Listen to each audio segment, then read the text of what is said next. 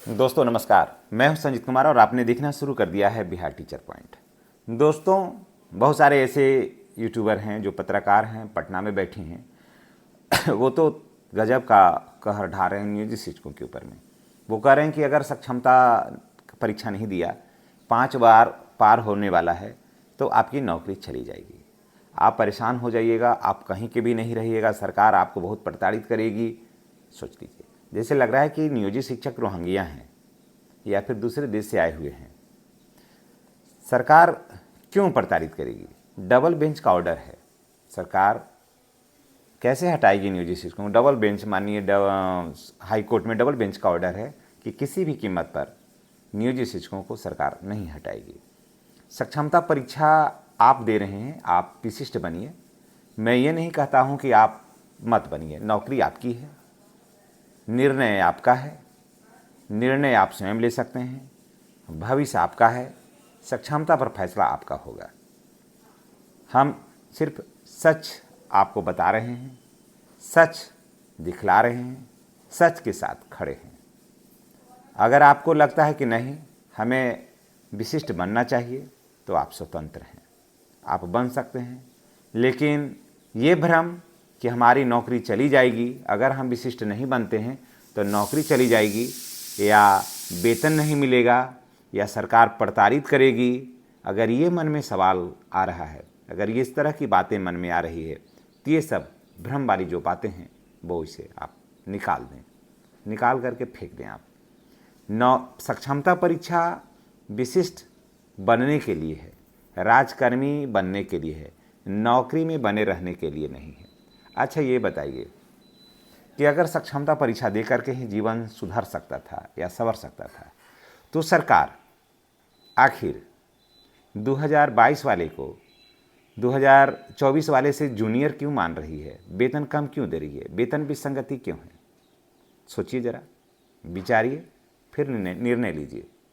फिर आपसे हम एक सवाल करते हैं कि जब राजकर्मी का दर्जा प्राप्त हो गया तो एनपीएस का लाभ तो प्रारंभ से मिलना चाहिए ना, कि जिस दिन से 2025 से मिलना चाहिए, 1 जनवरी 2025 से मिलना चाहिए।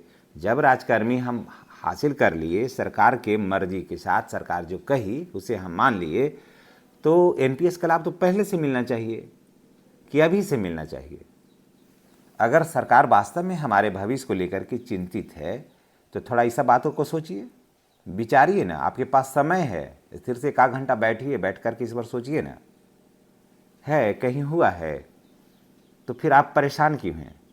सरकार शपथ पत्र दी है, कोर्ट में दिया है कि मैं नियोजित शिक्षकों को नहीं हटाऊंगा, और टेट जो है वो सक्षमता टेट जो है वो दक्षता दोनों बराबर है, और आपके नियमावली में ऐसा कहीं नहीं था, बाद में भी नहीं लिखा हुआ है कि नियोजित शिक्षक को बाद में फिर परीक्षा देना होगा राजकर्मी का दर्जा प्राप्त करने के लिए या फिर सेवा में बने रहने के लिए।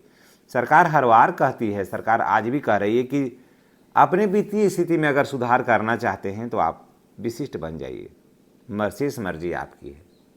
तो अगर आपको लगता है कि विशिष्ट बन जाने से वित्तीय स्थिति में सुधार हो जाएगा तो देख लीजिए, दीजिए सक्षमता परीक्षा, नौकरी आपकी न है, निर्णय आप ही न लीजिएगा कि निर्णय और कोई लेगा। अच्छा, दूसरी बात हम आपसे फिर पूछते हैं, एक और सवाल, थोड़ा जवाब दीजिएगा कमेंट करके।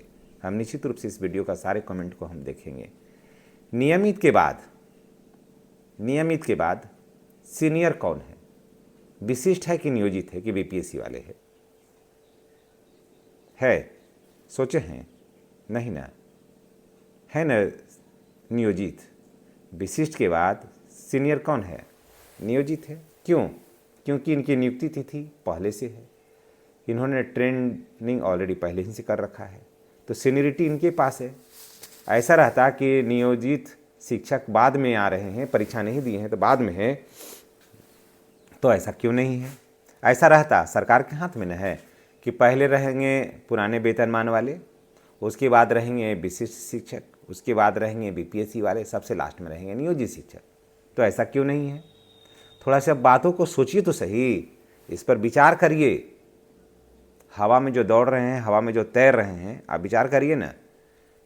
अगर नहीं तो कुछ समझ में नहीं आ रहा है तो एक चीज़ जान लीजिए, तो फिर ऐसा होगा पहले होंगे प्रधान शिक्षक, उसके बाद होंगे बीपीएससी वाले शिक्षक, उसके बाद होंगे अन्य शिक्षक, समझ गए। उस हिसाब से नियोजित विशिष्ट से सीनियर हैं बीपीएससी वाले शिक्षक फिर, क्योंकि आपकी नियुक्ति तिथि 1/1/2025 है और उनका नियुक्ति तिथि 24 है, वर्ष 2024 में है। तो आप सोच लीजिए कि सीनियर कौन हुआ, सुविधाएं किनको ज़्यादा मिलना चाहिए, उनको ना कि विशिष्ट शिक्षक को। तो कहीं से भी आप घुमा करके देख लीजिए, विशिष्ट शिक्षक कहीं पर कहीं नहीं है। मन में चाहे जो सवाल दाग लीजिए, ये बात भले है ना कि आपके पास समय नहीं है, 9 तारीख तक ही है, फैसला लेने का टाइम सिर्फ 9 तारीख तक है। तो दे करके आप देख लीजिए कि दे देना है, देख लिया जाता है कि दे करके देख लीजिए। आप नौकरी आपकी है, कोई भी देने के लिए स्वतंत्र तो दे ही रहे ना, सब तो दे के जा ही रहे हैं, आप भी दे के जाइए। लेकिन सेवा निरंतरता मिलता तब ना, सेवा निरंतरता मिल जाता या एनपीएस का लाभ 2015 से मिल गया होता तब तो ठीक रहता, या फिर नियुक्ति तिथि से मिलता तो भी ठीक रहता, स्नातक ग्रेड में प्रोन्नति मिलता तो भी ठीक रहता। कहीं से तो कोई दूर दूर तक आप नज़र दौड़ाइए तो नज़र ही नहीं आ रहा है।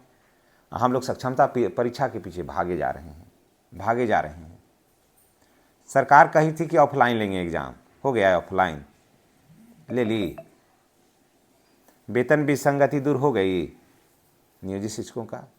तो कहीं भी किसी भी एंगल से आप देख लीजिए, आपको कहीं नहीं सरकार ठहर रही है शिक्षकों के हित में, कहीं कोई काम नहीं हो रहा है शिक्षकों के हित में। सिर्फ गुमराह करके, सिर्फ प्रताड़ित करके, सिर्फ एक माहौल पैदा करके, भ्रम का माहौल पैदा करके नियोजित शिक्षकों को जबरन तो नहीं कह सकते हैं, एक भ्रम ऐसा पैदा करके एक ऐसा माहौल क्रिएट कर दिया जा रहा है कि जिससे कि अधिक से अधिक नियोजित शिक्षक जो हैं वो विशिष्ट बन जाएं, ताकि सरकार को बहुत सारी चीज़ों को देने से सरकार अपने आप को बचा ले।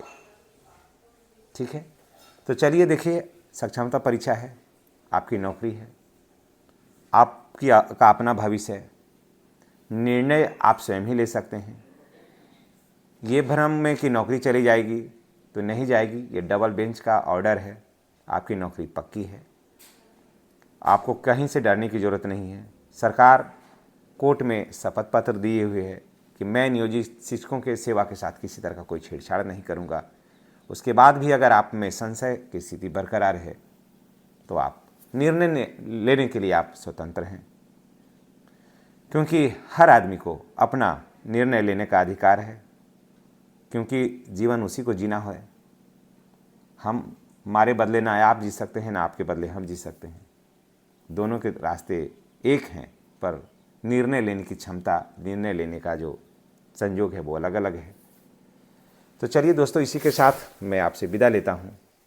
चैनल पर नए हैं तो चैनल को सब्सक्राइब करिएगा। जितने भी नियोजित शिक्षक भाई बहन हैं, मैं उनसे यही आरजू और विनती करूँगा कि आप हर हाल में चैनल को सब्सक्राइब करिए।